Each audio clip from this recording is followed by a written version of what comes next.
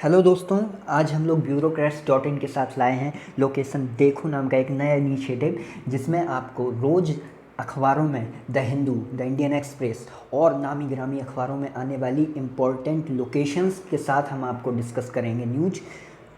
याद रहे कि न्यूज इतना इम्पोर्टेंट नहीं है। हाँ, पीसीएस के लिए लोकेशन के साथ साथ न्यूज भी इम्पोर्टेंट रह सकती है, लेकिन यूपीएससी के लिए मुख्यतः लोकेशन ही इम्पोर्टेंट होगी और उस लोकेशन को आपको अपने मैप पे देखना है और उसको मार्क करना है और अपनी तैयारी को मजबूत करना है। तो चलिए, आज हम लोग bureaucrats.in की प्रेजेंट्स लोकेशन देखो का ये पहला चैप्टर, ये पहला इनिशिएटिव स्टार्ट करते हैं।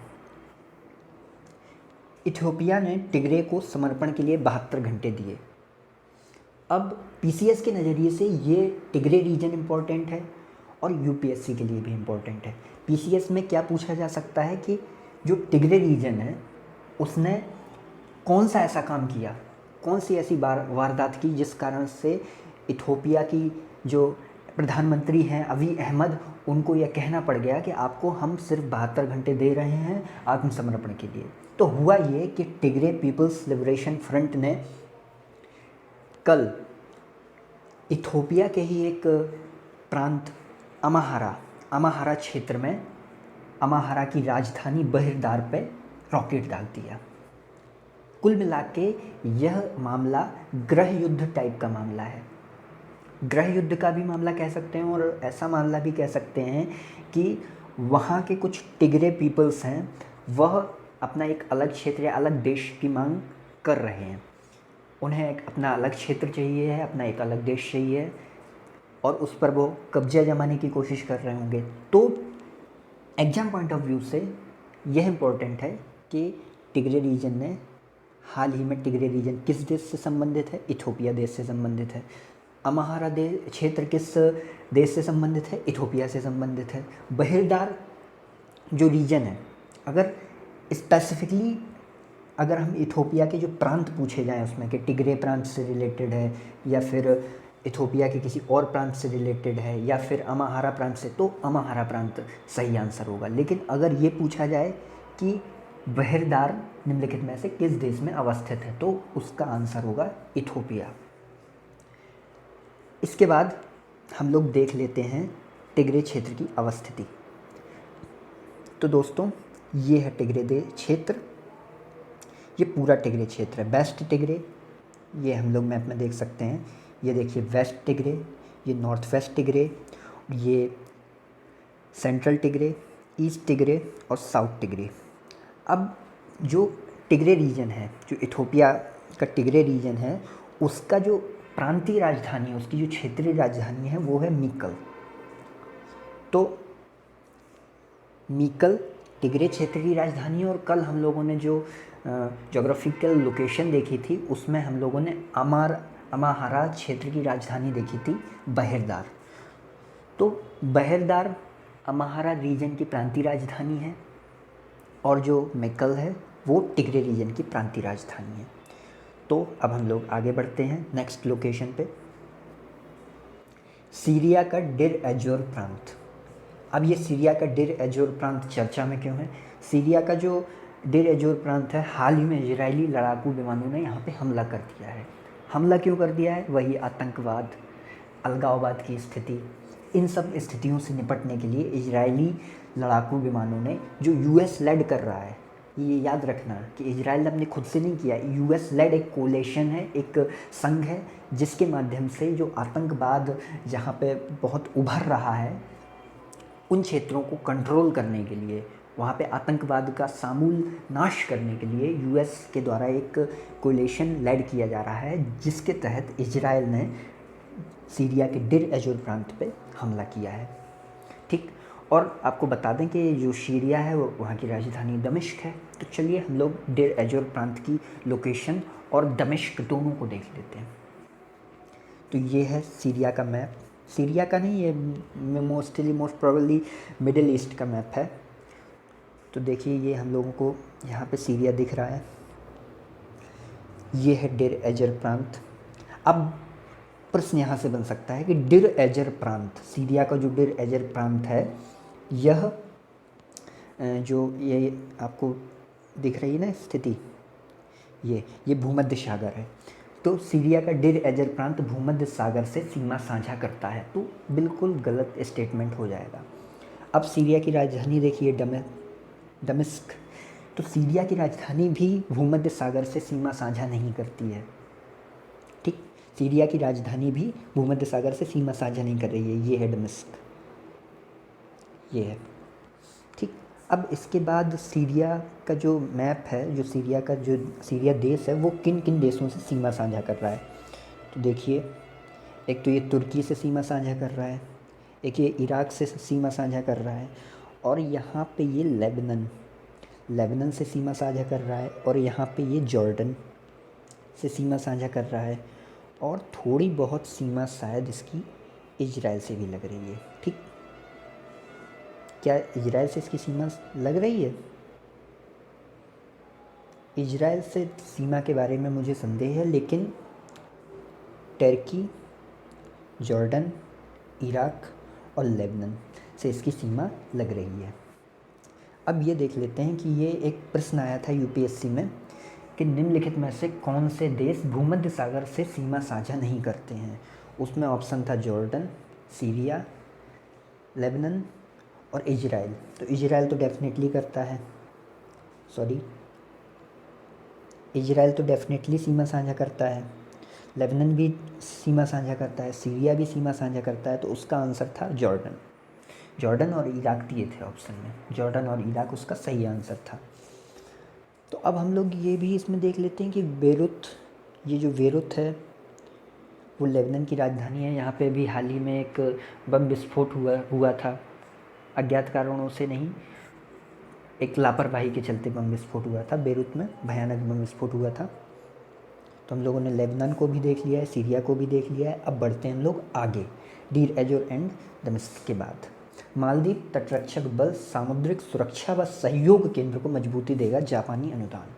जापान मालदीव को अनुदान दे रहा है समुद्री सुरक्षा के लिए, और मालदीव की जो कोस्ट गार्ड है उसको मजबूत बनाने के लिए और उसका एक्सपेंशन के लिए, उसके विस्तार के लिए मालदीव को जापान अनुदान दे रहा है।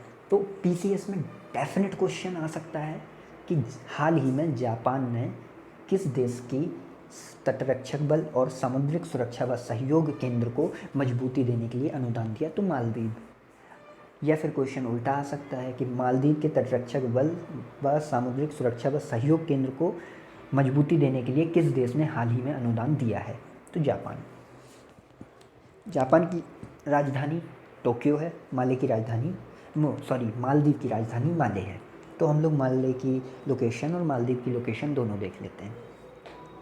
तो ये देखिए मैप, यहाँ पे आपको मालदीव्स की लोकेशन देखने को मिल रही है। इसके लिए मैं worldatlas.com का शुक्रगुजार हूँ, थैंक यू करता हूँ कि उनके जो चित्र है उसका प्रयोग मैंने किया है। इसके लिए मेरा कोई कॉपीराइट का क्लेम नहीं है, ये मेरी कोई पर्सनल इमेज मेरे द्वारा खींची गई या फिर बनाई गई नहीं है।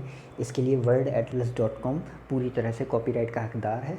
ये मैंने सिर्फ पढ़ाने के पर्पज़ से, आप लोगों को बताने के पर्पज़ से worldatlas.com से ये इमेज ली है, क्योंकि इससे बेहतर इमेज मालदीव को बताने के लिए कोई और नहीं थी। तो ये देखिए, ये है हमारा हिंद महासागर। पूरे सभी महासागरों में एकमात्र महासागर जिसका नाम किसी देश के नाम पे है। ठीक, ये हमारा प्यारा सा भारत और ये है पूरा एशिया। ठीक, तो ये मालदीव भैया यहाँ पे हैं, ये है अपने मालदीव की लोकेशन हम लोगों ने देख ली। अब मालदीव के बाद हम लोग देखते हैं माले की लोकेशन। ये रहे माले एटॉल पे माले अवस्थित है। ठीक, माले समुद्र तट से लगता है, इसकी राजधानी समुद्र तट से लगती है, पूरा मालदीव भी समुद्र तट से लगता है। और आपको एक चीज़ बता दूं कि अगर धरती का तापमान जो 1.5 डिग्री सेल्सियस की जो लिमिट लगाई गई थी आईपीसीसी के द्वारा, अगर हम लोग जो लिमिट है उसको क्रॉस कर जाते हैं और धरती का तापमान 2 से 3 डिग्री सेल्सियस तक बढ़ जाता है अंतिम सदी तक, 2100 ईस्वी तक, तो मालदीव पूरी तरह से समुद्र में डूब जाएगा। और मालदीव ने अपनी जनता और खुद को बचाने के लिए, मतलब मालदीव तो नहीं बचेगा, लेकिन मालदीव की जो शासन व्यवस्था है, मालदीव के जो लोग हैं, उनको बचाने के लिए मालदीव ने एक अलग जगह पे लोकेशन, जो डिस्क्लोज नहीं किया है अभी लोकेशन, वहाँ पे अपनी जनता को शिफ्ट करने का प्लान भी बना लिया है। जैसे जैसे स्थितियाँ गंभीर होंगी, मालदीव उस अनडिस्क्लोज्ड लोकेशन पे अपनी पॉपुलेशन को शिफ्ट कर देगा। तो ये ऐसे ही एक बस चलते फिरते मालूम चली थी एक न्यूज़। अब ये खबर है पेंसिल्वेनिया के जज ने ट्रंप के इलेक्शन फ्रॉड के दावे को किया खारिज। अब बिल्कुल भी एग्ज़ाम पॉइंट ऑफ व्यू से इम्पोर्टेंट नहीं है कि कहाँ के जज ने किसके दावे को खारिज किया, बस पेंसिल्वेनिया एक बहुत इम्पोर्टेंट प्रांत है। पेंसिल्वेनिया इसलिए इम्पोर्टेंट है क्योंकि यह जो यूएसए जब गृह युद्ध की स्थिति में नहीं था, जब यूएसए स्वतंत्र भी नहीं हुआ था, एक ब्रिटिश कॉलोनी था, उस समय जो मूल 13 कॉलोनी थी यूएसए में, अभी तो 50 राज्य हैं यूएसए में, लेकिन उस समय 13 कॉलोनी हुआ करती थी, जिन लोगों ने एकजुट होकर ब्रिटिशर्स का मुकाबला किया और अमेरिका को 4 जुलाई 1776 को स्वतंत्रता हासिल हुई। तो उस समय जो मूल 13 कॉलोनी थी उसमें से एक थी पेंसिल्वेनिया, और यहीं पे अमेरिकी स्वतंत्रता का जो घोषणा पत्र था वह मंजूर किया गया था। अब देख लेते हैं पेंसिल्वेनिया की स्थिति। तो ये है पेंसिल्वेनिया, अमेरिका का, ये नॉर्थ अमेरिका का मैप है। नॉर्थ अमेरिका के मैप में यहाँ पे ये अलास्का है, ये अलास्का यूएसए का ही हिस्सा है। पहले ये रसिया का हिस्सा हुआ करता था, लेकिन बहुत कम राशि में रसिया ने $50,000 में इसको यूएसए को बेच दिया। अब जब ये यूएसए के पास आ गया तो यूएसए ने बहुत अधिक यहाँ पे पेट्रोलियम के भंडार, कोयला के भंडार, अच्छा खासा खनिज भंडार यहाँ पे खोजा है। अब ऐसा माना जा रहा है कि जो यहाँ के अलास्का के जो खनिज भंडार हैं या फिर पेट्रोलियम भंडार हैं, वो गल्फ नेशंस के जो पेट्रोलियम भंडार हैं उनसे भी अधिक हैं। सिर्फ ये दावा किया जा रहा है, अभी कोई इसमें प्रूफ नहीं है। तो ये अलास्का है, इसके बाद ये कनाडा है, ये यूएसए है, यहाँ पे ये यूएसए का पेंसिल्वेनिया क्षेत्र है। पेंसिल्वेनिया क्षेत्र, अब ये नॉर्थ अमेरिका है। नॉर्थ अमेरिका के बारे में एक चीज़ याद रखिएगा, नॉर्थ अमेरिका की हर एक देश समुद्र से सीमा साझा करता है। दोनों ओर समुद्र से सीमा साझा करते हैं लगभग सारे देश, ठीक। यानी यहाँ पे कोई भी ऐसा देश नहीं है जो समुद्र से सीमा साझा ना करता हो और बाउंड टेरिटरी हो। बाउंड टेरिटरी मतलब जिसका कोई भी हिस्सा समुद्र से ना लगता हो, ठीक है। तो आज का डिस्कशन हम लोग यहीं समाप्त करते हैं, लेकिन आज का डिस्कशन समाप्त करने से पहले आप लोगों को थोड़ा कुछ अलग हटके चीज़ दिखाते हैं कि लोग बाग आपसे डिस्कस करते हैं कोट्स के बारे में, कोई किसी के बारे में डिस्कस करता है, तो हम लोग आपसे मीम्स के बारे में डिस्कस करेंगे। तो आपके लिए एक बहुत अच्छा मीम्स लेके आए हैं हम eurocrash.in की तरफ से। When your guess goes right, me। चलिए, to subscribe and support us for continuity।